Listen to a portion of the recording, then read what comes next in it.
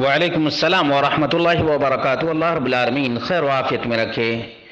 حقیقت تو یہ ہے کہ جو کچھ دلی کے مسلمانوں کے ساتھ کیا جا رہا ہے اور جو کچھ دلی میں ہو رہا ہے وہ بہت ہی افسوسناک ہے، اور اس کی جس قدر بھی مذمت کی جائے، جس قدر بھی اس خونریز واقعہ کی بے کنی کی جائے اتنی ہی کم ہے۔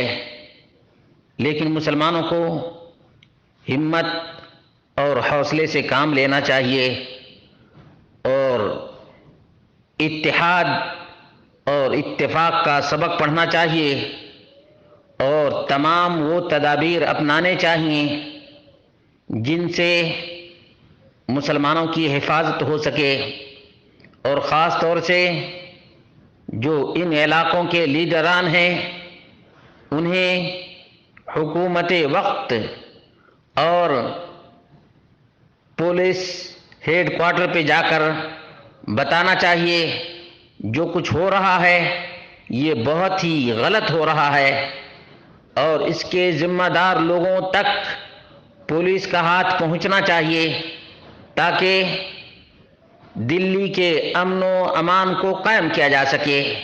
خاص طور سے جو محلے اور علاقے کے سرکردہ لوگ ہیں وہ لوگ پولیس کمشنر سے جا کر ملیں اور صورتحال سے آگاہ کریں۔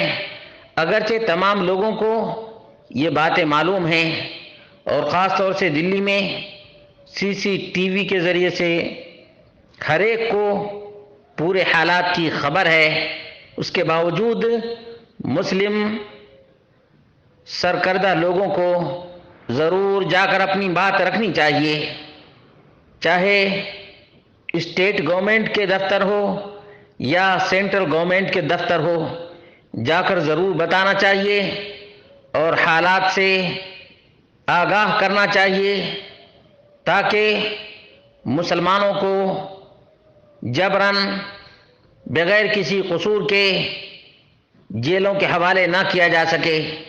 یہ بہت بڑا المیہ ہے کہ الیکشن کے وقت میں مسلمانوں کے بہت سے لیڈران سامنے آتے ہیں، لیکن ایسے حالات میں وہی لیڈران چپی سادھے رہتے ہیں۔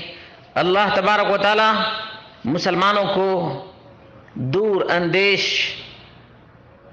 اور معاملہ فہم لیڈر نصیب فرمائے۔ یہ بہت بڑا المیہ ہے۔ بس اللہ رب العالمین سے دعا کرتے ہیں کہ اللہ رب العالمین مسلمانوں کی حفاظت کرے، مسلمانوں کی جان اور مال کی حفاظت فرمائے، مسلمانوں کو اللہ رب العالمین عزت، نصرت اور تائید سے نوازے۔ یقیناً ہم ان تمام پریوار کے غم میں شریک ہیں جن کے لواحقین کا اس سلسلے میں قتل ہوا ہے، یا جن کے گھر کے افراد کو زد و کوب کیا گیا ہے، یا جن کو زخمی کیا گیا ہے۔ اللہ تبارک و تعالی ان سب کے اہل خانہ کو حوصلہ عطا فرمائے اور صبر جمیل عطا فرمائے۔